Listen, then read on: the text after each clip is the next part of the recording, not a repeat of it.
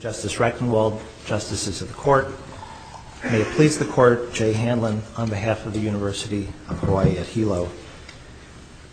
Your Honors, I would immediately like to address some of the questioning and the characterization about the relationship between the existing state of the mountain and the summit area of the mountain and this project. I think what the voluminous record that underlies the decision of the Board of Land and Natural Resources in this matter shows is that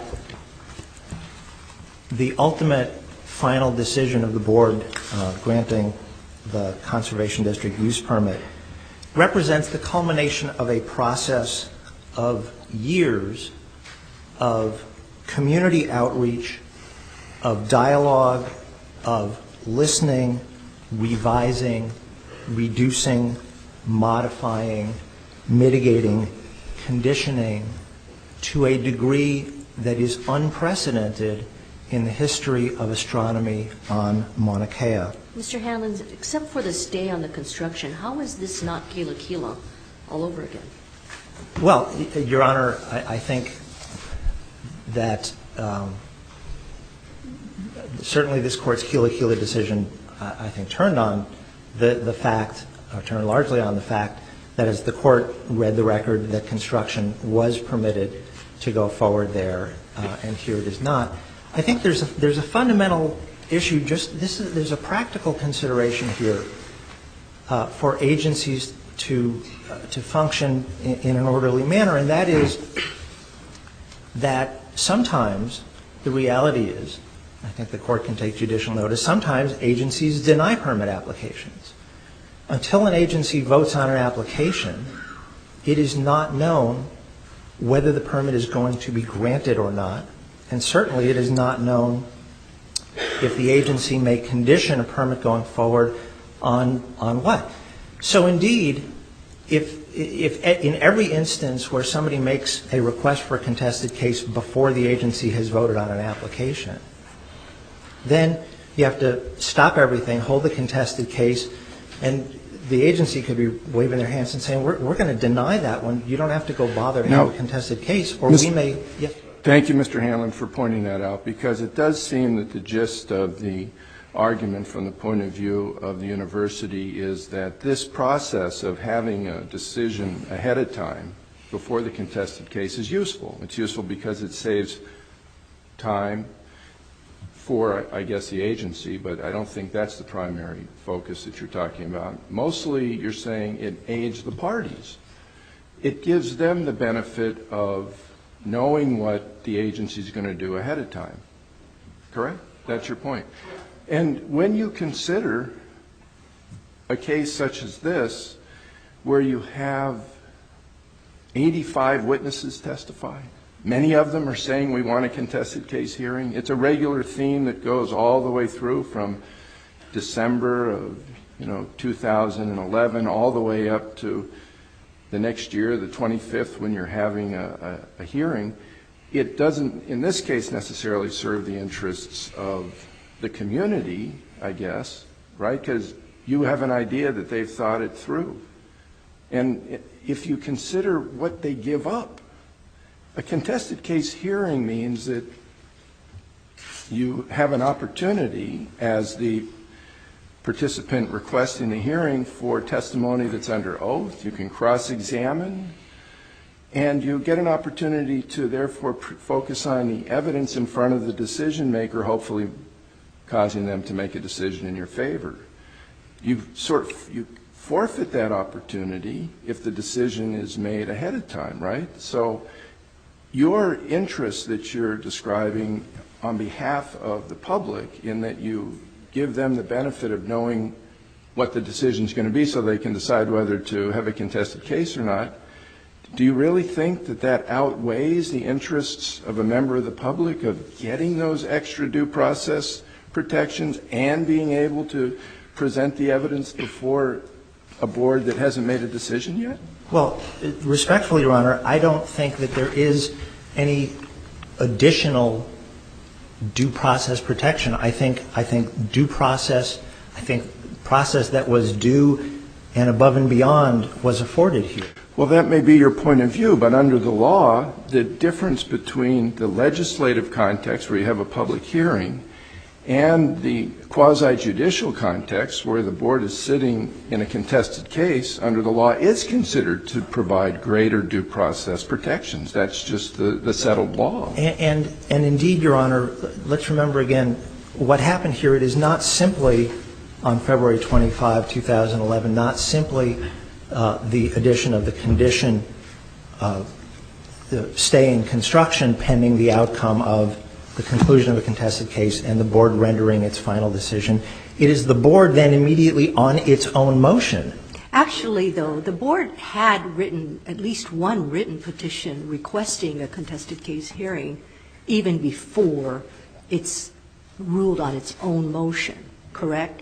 Now, in terms of due process, as I think Justice Wilson has pointed out, administrative agencies can have different functions. They're usually creatures of statute, or sometimes by the Constitution will call for an agency. But they're usually creatures of statutes, and their roles and functions are pointed out and governed by law, correct? And so in this case, the administrative agency was ruling in a quasi-judicial function. In terms of the contested case hearing, it is a quasi-judicial function, not an executive function or a legislative function, which is the rulemaking function of an administrative agency. In terms of a quasi-judicial proceeding, this court has said in Sussel that there are certain fundamentals of just procedure which are the same for every type of tribunal and every type of proceeding. A fair trial in a fair tribunal is a basic requirement of due process. This applies to administrative agencies which adjudicate as well as to courts. The Supreme Court teaches us, and this is the United States Supreme Court, that justice can perform its high function in the best way only if it satisfies the appearance of justice. Justice must not only be done, but manifestly be seen to be done. So, if an administrative agency is dealing in a quasi-judicial function, it's acting in a way in which a court would act. Do you think that due process would allow a court, for example, in a trial, in a situation in which a plaintiff files a lawsuit, for the judge to say, here is my judgment in favor of the plaintiff. We will now have a trial. And if you convince me otherwise, I'll change my mind. Well, Your Honor, let me answer your question in two parts. The first is that I think the question makes a presupposition which I wonder about, and that is, I don't know that an agency's decision of whether and when to hold a contested case is the agency acting in a quasi-judicial function. Certainly, once the agency makes its decision, that is quasi-judicial. But then let me get to the second part of your question. And respectfully, Your Honor, I think courts actually do exactly that all the time, and that is, for example, in the context of a preliminary injunction application. But those, how often do you get a mandatory injunction? I thought that might be your argument. In a preliminary injunction situation, it is a situation which courts are stopping people from taking action, not allowing people to take action. And in terms of the law, contested case is defined under the law, under 91(1) of the Hawaii Revised Statute, as a proceeding in which the legal rights, duties, or privileges of specific parties are required by law to be determined after an opportunity for an agency hearing, not before. Isn't that correct? Yes, Your Honor. But again, first of all, the fact that mandatory injunctions are rare. They do occur. Was this a mandatory injunction setting? No, Your Honor. The question I'm simply trying to say, this is akin, in trying to respond to Justice McKenna's question, simply courts routinely are presented with situations when they are called upon to make a preliminary determination on the merits. I was a trial judge for a long time. I don't recall ever making a decision where I just decided the case before the trial. No, Your Honor. And indeed, that did not happen here.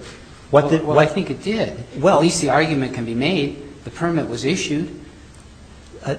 You had a permit that said, essentially, this permit cannot be acted upon. And it can only... That's not what it said. And it can only ever be acted upon after a contested case hearing is held, if the university prevails, and then after the BLNR following the contested case, the full contested case hearing that the BLNR itself ordered be held, is resolved in favor, that the BLNR renders a final decision in favor of the application going forward. So the permit... The permit actually approved the TMT management plan, did it not? It did. And that certainly was a condition. So you only have one condition in this entire permit that is stayed. And a stay is something completely different than conditioning something. It just means that here's your permit, and you cannot go forward with one specific item. And, Mr. Hanlon, I might mention in that regard, if you're responding to your view that this actually is something other than a permit, that the permit, this is the March 3rd, 2011, you could call it a permit, but it's a notice to the University of Hawaii. The provision 10 says the following additional conditions shall be implemented by OMKM and TMT. And then there are, I don't know, 19, 20 different conditions that follow after that. This doesn't include a stay. But the characterization of this as something other than a permit, I think, might be difficult because Mr. Lemo in his submittal recommends approval. Board Member Pacheco recommends a vote, an official vote on the staff recommendation, and they vote in favor of the staff recommendation. Later, after the vote and before the board makes its decision on the contested case hearing, again, Mr. Lemo characterizes it as a final determination. So the idea that this is something other than a permit, I think, would be difficult given in light of the facts. Your Honor, if I said anything that suggested that I thought it wasn't a permit, then I misspoke or I wasn't clear. It certainly, as it states on its face, it is a permit, but it is a permit on which the applicant could do nothing. Well, it could follow through. The applicant could have followed through on at least Condition 10 that has about 20 subparts. There are a number of things that could have done. Ensuring that employees attend mandatory cultural and natural resource training, I suppose they could have pursued that. But there are any number of the provisions that seems to me potentially could have been pursued. They weren't stayed. What I think the record is completely clear, because, again, we did go ahead and have a full-blown formal contested case hearing. And the record is clear that nothing with respect to the project actually went forward pending the outcome of the contested case hearing, the resolution, the resubmission back to the Board of Land and Natural Resources, which the board itself in April of 2013 took the view that it was deciding this all over again. Mr. Hanlon, yes, sir. as Mr. Woodward points out, nothing in the rules allows a preliminary decision. So just because it's not disallowed, is that a good enough reason to go ahead and do it? Your Honor, HRS 9114A does contemplate preliminary rulings of the nature that deferral of review pending entry of subsequent final decision would not deprive the appellant of adequate relief. Let's take a look at that provision. What's the title of that provision? Do you have it in front of you, 9114?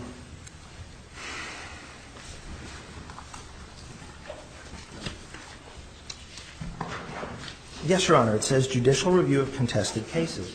And if we read the sentence, it says A, any person aggrieved by a final decision and order in a contested case. So that the caption is judicial review of contested cases. In other words, it applies to contested cases. And in the Pash case, it specifically interpreted that provision. And what it said in that case is, in the necessary inquiry, therefore, is whether Pash has met the requirements of 91-14. First, the proceeding that resulted in the unfavorable action must have been a contested case hearing. It's not even, the preliminary ruling doesn't even apply unless it's a contested case hearing. And there's another case that comes after it and explains, for example, a preliminary ruling in a contested case hearing would be in a situation, this is from an HGA case, where the parties sought intervention in a contested case, and that was a preliminary ruling. So the preliminary ruling that you're trying to rely upon applies only to a contested case hearing. And what you're trying to say is that the approval of the plan, approval of the permit, was a preliminary ruling. There was no contested hearing at that time. Your Honor, if I could refer back to the actual words of 9114A, it says, A, any person aggrieved by a final decision and order in a contested case or by a preliminary ruling of the nature, it does not then follow in parallel and say a preliminary ruling in a contested case. So I'm reading from you from Passion. There's another case which interprets the provision and the title of the section. So what they're referring to is preliminary rulings in a contested case. I understand, Your Honor. I just think that the precise language of the statute here suggests that preliminary rulings with respect to contested case. Well, assuming the statute in some sense recognizes there can be such a thing as a preliminary ruling, do these regulations, to follow up on Justice Nakayama's questions, provide sufficient specificity to authorize the process that was followed here? Do they provide any guidance for the exercise of discretion? Do they provide fair notice to parties when they come into a proceeding like this as to what the rules are going to be in terms of what's going to happen if they do ask for a contested case hearing, or is that a matter of unfettered discretion for the agency? And should there be explicit authorization, and is it there? You know, Your Honor, one can always hypothesize a situation where a rule provides greater detail, greater specificity, and it's particularly easier to do that with the benefit of hindsight. I think if we look at what actually happened here, I think everybody knew precisely what the rules were, what the situation was. And in fact, when you say everybody, as I recall at that specific meeting, they were told by at least 3 individuals, and there's also a letter from the Sierra Club saying, look, you guys can't do this. And Your Honor, when the petitioners went ahead and they filed their written requests for a contested case hearing, they specifically included in their petitions, they said, we think that issue, the sequencing issue, was done wrong, and we think that is an issue that should be and can be addressed in the contested case proceeding. The petitions say that. But there was a request. There was one of the parties had already requested in writing had filed a petition for a contested case hearing before the February 25th ruling. Let me ask you this. In terms, how do you,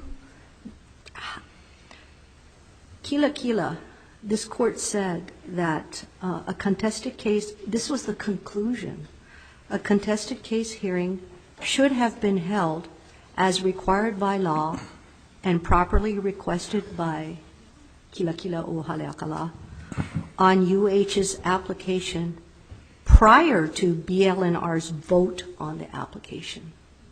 Isn't that pretty clear? Your Honor, I think if we only read that sentence out of the decision, then which is what the appellants here choose to do, but I think that respectfully, I think that disregards the entire context of the decision, which focuses on whether or not the vote that was taken in that case was final agency action, and the Court's consideration that in that case it was final agency action because it had allowed construction to go forward. So And the context of that case was that the contested case hearing request had been denied and the permit had been granted. actually, no, Your Honor, the requests for contested case were not acted upon until 2 months afterwards. Right, and the permit issued. And after the vote was taken and the permit issued, the Right. contested case requests hadn't been decided yet. The petitioners in that matter immediately ran to court, filed an appeal. The appeal was dismissed, and they were told you can't be in court because you don't have any right to be, and that was the issue that was decided in Kila Kila. It totally doesn't exist here. I noticed in Kila Kila, it appears that a new permit actually issued after the contested case hearing. Yes. In this case, did a new permit issue? Yes, Your Honor. It did? Yes, Your Honor. Does it have a different number? No, and I believe that and Ms. Chena may be able to speak better to this than I, but I believe that in Kila Kila, the new permit that issued carried the same file number, but I think that the final, the agency's final action in April 2013 here characterizes it as a new permit. And I think that essentially it's effectively the same thing as happened in Kila Kila. I guess my question would be, could the board have decided not to vote on the permit and instead just order the contested case hearing under the rules as you understand them? Could the board have done that? Yes. Okay, and so in your view, it had the discretion to do either? Yes. Okay, and is there anything in the rules that tells the board about how it should exercise that discretion or how we should assess whether that discretion is being used in a way that's appropriate and consistent with the intent of the statute? I don't think the rules speak to it one way or the other, Your Honor. Okay, and should they? Or must they? I don't think they must. Again, here I think the board manifested its sensitivity by immediately saying, and just to address, Justice McKenna has now raised it twice, that before the February 25, 2011 hearing, there was a written request for a contested case. Under DLNR's rules of practice and procedure, to perfect a request for a contested case, there must actually be both an oral and a written request. Really? And yes. And again, Ms. Chena, I think, is better positioned to speak to that than I, but that's my understanding. And with respect, that was the Flores, I think Mr. Flores's or the Flores case, Ohana's written request for contested case. Actually, it can be an oral or written made before the close of the meeting, and then after the meeting there has to be a written request. Well, so the sequencing, the fact that beforehand a request is made, it is not perfected until subsequent to the meeting there is a written request. So the fact that the request was made prior to the hearing alone does not perfect the request for a contested case under the DLNR's rules. But Chief Justice Recknell, going to your question, I think, again, the board here was under no compulsion to, on its own motion, order a contested case. Yes, there had been requests made, but as, in fact, there were some requests that were made that people did not follow through on. The board said, we think this case is of sufficient importance that we are directing that it be held on our own motion no matter what, which my understanding is. Mr. Hunman, under your interpretation of the rules then, unless there is a decision, you said that there has to, in order to perfect the request for a contested case hearing, there must be a, you're shaking your head no. No, again, if I misspoke, I apologize. No, there must be, as Justice Pollack points out, first an oral or written request. Right. Followed up after the meeting with a written. After the meeting. You said decision. Oh. But you just meant meeting. Sorry, after the meeting. All right. Yes, I apologize. Well, that is an interesting point about whether the request is made at the end of the meeting or before the decision's made, because the rule does provide that the request can be made to the board no later than the close of the board meeting at which the subject matter of the request is scheduled for board disposition. Now, feel free to add to your explanation as to why the board goes through the procedure of making a decision before following through with a contested case. But my understanding is your position is they do it for the benefit of the party so they can know what's going to happen ahead of time. From that point of view, this rule anticipates the possibility that a party could attend the hearing, let the vote take place, and before the hearing's finished, say that a contested case is being requested.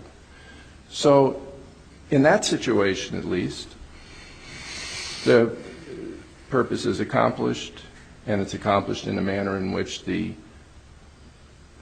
you could say the opponent to the permit is given notice. So it's not as though it's necessary for the land board to make the decision prior to the contested case hearing in order to alert the public as to what it's going to do.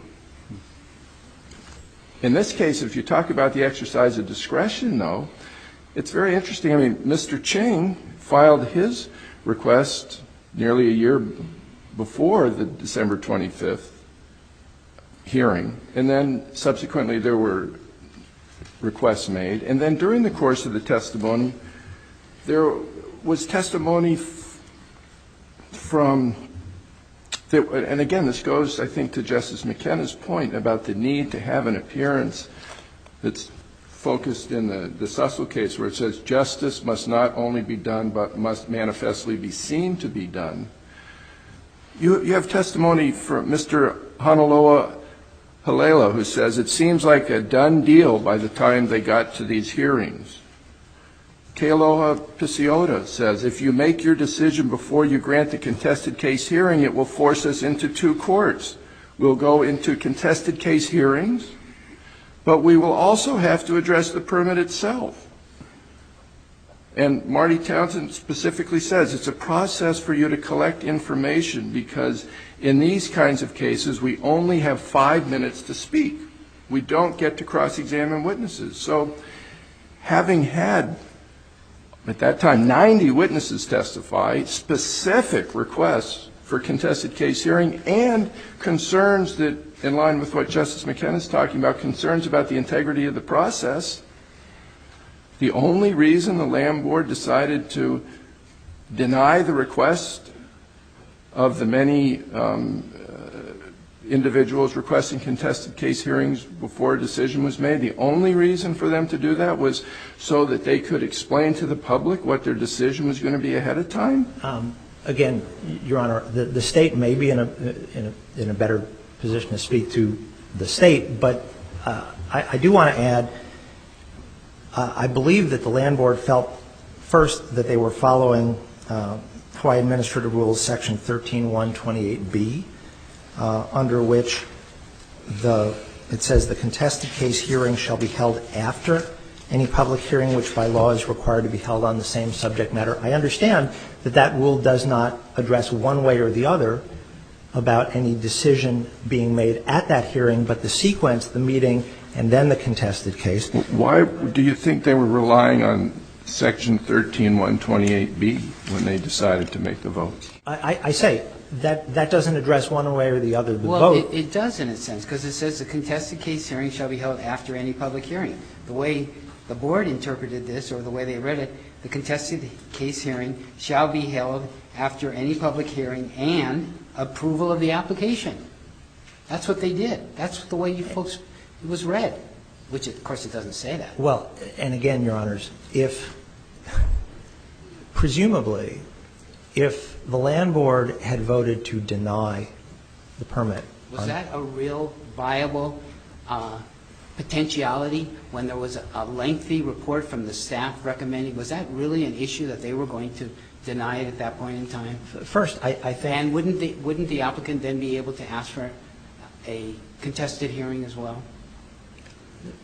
The applicant could ask. I think what usually happens is applicants go back to the drawing board. But again, I think the land board, it's in the record that there was public scoping meetings in Hilo and Kona on December 2 and 3, 2010. And at the December 2, 2010 meeting in Hilo, there were at that meeting, which Mr. Lemo presided over, there were numerous requests made then for a contested case hearing. So in part, I think the land board, and again, Ms. Chena may speak to this, the land board feels like, and I think Justice Wilson pointed out that Mr. Ching had made a request apparently a year in advance. At what point do you stop and say, well, do we have the contested case a year before, in December, in February? The decision gives a focal point to say, here's when to have it, and here is exactly what the parties can address. There's a focal point that normally happens during the course of a contested case and during the course of a public hearing, as obviously you're pointing out that they're different. But initially, the land board holds a public hearing until people are done testifying. And then there's an identifiable endpoint when the hearing's ended. The chairman says the hearing's over. Your Honor, I come back to the fact that after what occurred on February 25, written requests for a contested case are submitted. The written requests say, we object to this sequencing issue, this timing issue, and we want the issue decided in the contested case. There's no guarantee that there'll even be a contested case, correct? The board had ordered it. But before it, as you said, there has to be a written request, and there's a standing hearing, which they had. So if everyone had been denied standing, there would not even have been a contested case hearing. Actually, I believe that the rules provide that the board itself could be a party in a contested case hearing. But the board required them to, if I remember right, it told them they had to submit written submissions, and the hearing officer had a standing hearing to determine who had standing. Yeah. If I could, Mr. Hanlon, I'd like to get your answer to the question I asked Mr. Werdeman regarding the lack of conditions in the permit regarding construction or limits on construction in the future or decommissioning. Would you agree that there are no binding conditions in that regard in the permit? And if so, why should there be or must there be in order to address the issue of substantial impact? And did the board clearly err in approving the permit without those conditions being there? I would agree, Your Honor, that the conditions in the permit do not address that. Well, it does not say those words in the permit, but the permit does, the conditions of the permit do require that the university comply with all of the requirements of the comprehensive management plan and its subplans, which include the decommissioning plan. The decommissioning subplan. Those are all aspirational. There's no binding commitment in there that says certain telescopes will be decommissioned and no new telescope will be built except in certain circumstances. Is that right? There are Recitations in the decommissioning plan that by the end of the lease term, I believe that some number of telescopes would be decommissioned. There's also restrictions on in the decommissioning plan. So those are factual. In fact, the university, part of its argument, I think it was Mr. White, said, there is no, we believe there is an acceptable level of impact because big picture, there are going to be fewer telescopes on the mountain. There's going to be sort of a drawback, sort of a I guess scaling down of what's on the mountain. Do you recall that testimony? Okay. Now, but is that in any way a binding condition of this permit that there be such a rollback? I think is the word he used. That is not. It is not contained in the permit as a binding condition. And would the university have any objection to having a commitment like that in the permit? I don't believe so, Your Honor. I just something that, because really all of our time has been taken up with due process, we haven't gotten to speak since I've been up here on this issue of existing impacts, and I think Now, thank you. Could I ask your view? I'd asked Mr. Werdeman as well, in terms of existing impacts. Would it be your understanding that the analysis that was developed in the final EIS by Parsons Brinkerhoff has to do with the idea that there's an incremental degradation of the mountain that's happened to such a degree that there's a substantial adverse impact on the cultural resource as it stands now? Would you agree with that? The EIS says that the existing conditions are the existing impacts from historical activity on the mountain. But applying, As a significant, adverse, and substantial. as it should have, the EIS did apply the standard in 13.530, Section C, and I'm talking about number 4, factor 4, as to whether there's been a substantial adverse impact to existing natural resources. And they looked at it and said the existing natural resources have now gotten to the point where they have a substantial adverse impact on the cultural resources, correct? Your Honor, you may have misspoken. The EIS applied the standards of 11-212. Well, the EIS addresses this particular factor. I mean, I have the EIS here. It says, this is 3.16.6. From a cumulative perspective, the impact of past, present, and the project, together with other reasonable foreseeable future actions on cultural resources, is substantial, significant, and adverse. So the language does seem to track the particular statute. But to finish the point, and then it says, having found that there's a substantial, significant, and adverse impact on the cultural resource, it says, in general, the project will add a limited increment to the level of cumulative impact, but will not tip the balance. That's what I was going to try to get your thoughts on. Will not tip the balance of any specific cumulative impact from a less than significant level to a significant level. So my question was, how did they calculate this tipping on the balance? It's a little unclear to me.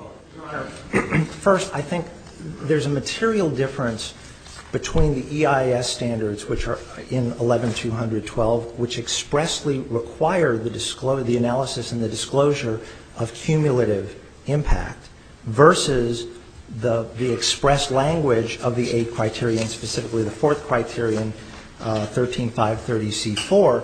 13.530C4 says the proposed land use, not things that have happened before plus the proposed land use, will not cause substantial adverse impact to existing natural resources, not to natural resources as at some past pristine point in history may have existed, to existing natural resources within the surrounding area, community, or region. Well, I think we're saying essentially the same thing, because if you look at the Land Board's decision, it relies on this incremental degradation analysis to say that the mountain was so degraded that it already had a substantial adverse cultural impact at the time that the telescope was going to be built. That was the finding, the conclusion of law of the board. I think, Your Honor, that the board... And then they found, like the analysis in the final EIS, that the telescope doesn't make that much difference. It might mean that there's an incremental increase in the adverse impact, but it's not so significant that it could be considered by itself substantial. I think that was the analysis. Yes, Your Correct me Honor, if I'm wrong. but I think the reason that the board got there was because it looked at the very, very, very extensive mitigation measures that had been undertaken here, starting with the location of the project. Again, this is a project that went through, the design of the project has gone through enormous modification, reduction. I don't disagree that mitigation became important. I'm just interested in your thoughts about the underlying analysis, that the incremental degradation was so great that a telescope wouldn't make a difference.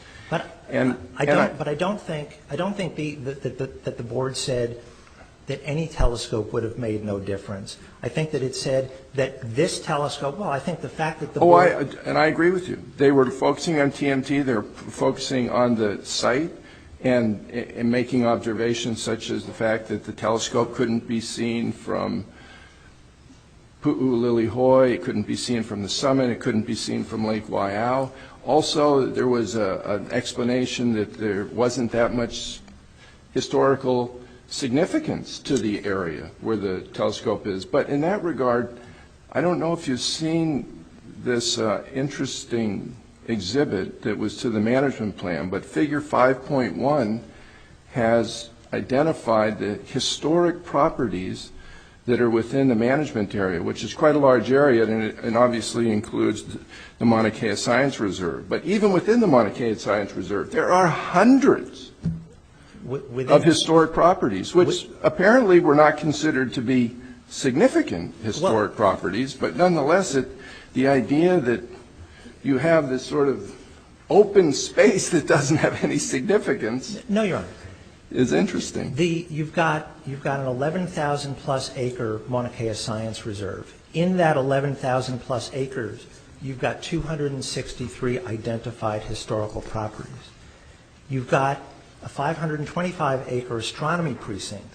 Within the astronomy precinct, I think you've got 7 or 8 or 9 historic properties. Within the project area, you have the nearest historic site. But we're sort of saying the same thing. When you look at it, it depends on what perspective you want to take. You can narrow it to just the Science Reserve. You can look at the mountain as a whole. But the choice of Parsons Brinckerhoff was to look at it in a certain way that developed the theory of, in their view, in accordance with the law, but developed the theory of this incremental degradation. But it all comes from, I think, where they focus on the mountain. That's sort of the basis of it. And it is a point that you make in your amicus that this is a very limited area. It's 1.2% of the Mauna Kea Science Reserve, 11,288 acres. 5 acres of it is only 1.2%. So, again, you could look at it that way. I would not say that the UH is taking the position that just because it's 5 acres, 1.2% of 11,000 acres, it's insignificant in terms of just the actual size. But that does get a lot of emphasis in your brief. So maybe you can talk about that. What difference does it make that this telescope is in such a small area of the mountain? Well, and indeed, Your Honor, and I think that the approach that was taken, the analysis of the impacts, was largely driven by the words of the 8 criteria. So if you look, for example, I think it's I believe the 5th criterion that specifically directs that you look at the compatibility of the project with the locality and surrounding areas appropriate to the physical conditions and capabilities of the specific parcel or parcel. But I mean, it is interesting. You know, you look at Section 4. It says within the surrounding area, community, or region. So Parsons Brinckerhoff decided to look at a certain area. And then they, I guess, developed the incremental degradation concept from there. And I agree. It's kind of a broad notion. What is the surrounding area, the existing natural resource within the surrounding area, community, or region? Your Honor, in my view, properly read, I think the board's very long, very detailed, fairly comprehensive decision addresses things on a micro, on a wider, and on a macro level. I think they look at the entire mountain. I think they look at, they certainly focus specifically on the project site because the rules direct them to, but I think they absolutely do look more broadly than that. For example, in assessing any impacts on cultural practices, they don't just look at the project site where there are no documented cultural practices. I think your point couldn't be better made than what actually happened when they decided to analyze the cumulative impact conclusions, because they look at the whole mountain and they have at least 20 different activities that have taken place. So that's true. But they look at the whole mountain in terms of the degradation that's taken place. I'm not sure how much they focus on other issues that might have to do with cultural activity. It's pretty clear, though, that their definition of cultural activity is that there's a limited amount of cultural activity that would suggest that the degradation that's taken place culturally is not that significant if you add the telescope. I think, just to answer that question, I realize that my time is up. What I'm going to do, because we've gone quite a bit over in our questioning, the court's been going for about an hour and a half now, what I'm going to do is let us take a brief recess, and when we come back, we'll have you answer that question, wrap up, if any final thoughts, and we'll hear from the state, and we'll hear from Mr. Werdeman in rebuttal. So we'll take about a 5-minute recess at this point. All right, Mr. Hanlon, I think you were in the midst of answering a question, so you can respond to that question and then give us any brief final comments before we move to Ms. Chena for her argument. Yes, Justice Wilson, I wanted to note that the assessment of cultural impact here, of impact on cultural practices, was in no way dependent upon the existence of pre-existing impacts on the mountain. Because if there's a determination that there are no cultural practices in the project areas, the state of things elsewhere on the mountain, frankly, just doesn't come into play. So I just wanted to respond to that. And then, Your Honors, to wrap up, 3 very short points. First, again, what we have here, February 25, 2011, was not final agency action. The board told us it was not final agency action. They said that in February 2011. They said that in April 2013, when, after the contested case hearing, they issued a new conservation district use permit, which imposed new conditions that were not present in the earlier permit. And they said that that new permit was their final agency action. What were those new conditions? Your Honor, respectfully, I cannot tell you. One of the new conditions, let me refer you to on the decision in order, and it's a parenthetical that was added between, because the conditions that were listed, that were set forth between the granting of the permit and the re-granting of the same permit, one of the only things that was changed was this parenthetical. I'm looking at the decision in order, and it's number 4. Do you have it in front of you? No, I don't.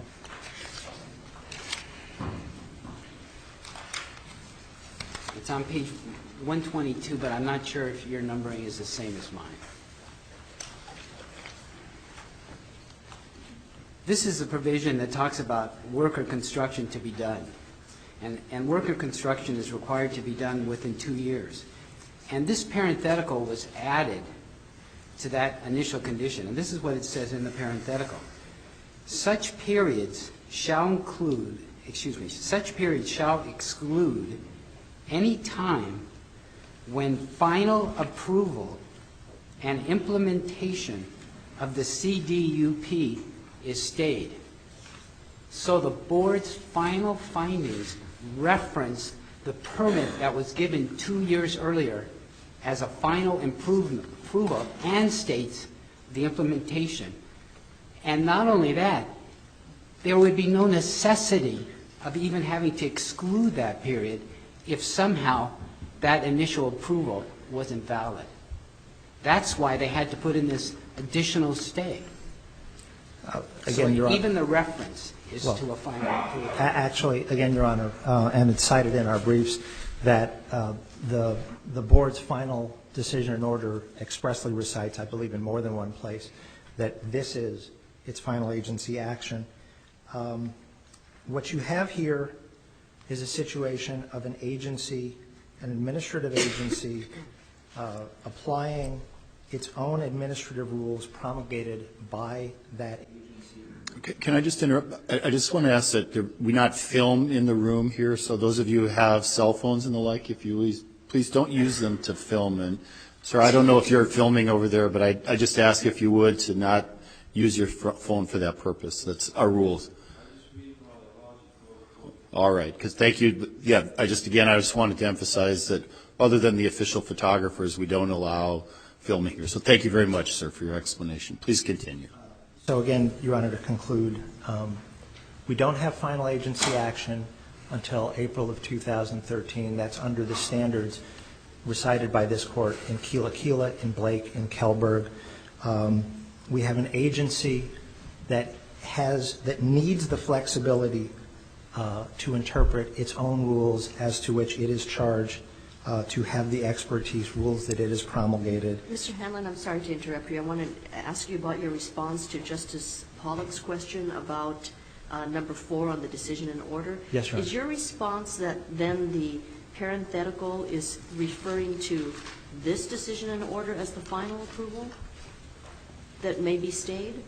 Is that what your response meant? What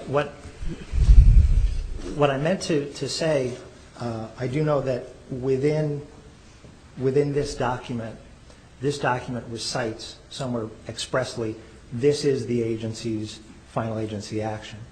To the extent that there is there may be internal inconsistency within this document, I think the agency's express recitation that its view that what it had done in February 2011 was a preliminary ruling, and that this, in any event, was its final agency action. But whatever the Latin phrase is, the more specific governs. Well, this is pretty specific. It's in their final decision and order, and it's excluding a time period that it wouldn't even have to exclude unless there was something, a valid document that they were trying to provide an exception to. And, Mr. Hanlon, if you do compare the permit of March 11th to the decision and order, it's quite similar. So the notion that there was a change in the decision would be difficult, given the similarity of the two. Well, again, Your Honor, you have, and I apologize, I do believe that it is cited in our brief, the specific place in here where this recites. In the agency's view, this is its final agency action. And on that anticlimactic note, I will thank the Court for the additional time. Thank you. Thank you for your argument, Mr. Hanlon. Now we'll hear from Ms. Chena, and since we went over on the time for Mr. Hanlon, we'll give you the 10 minutes that we had allotted to you, Ms. Chena.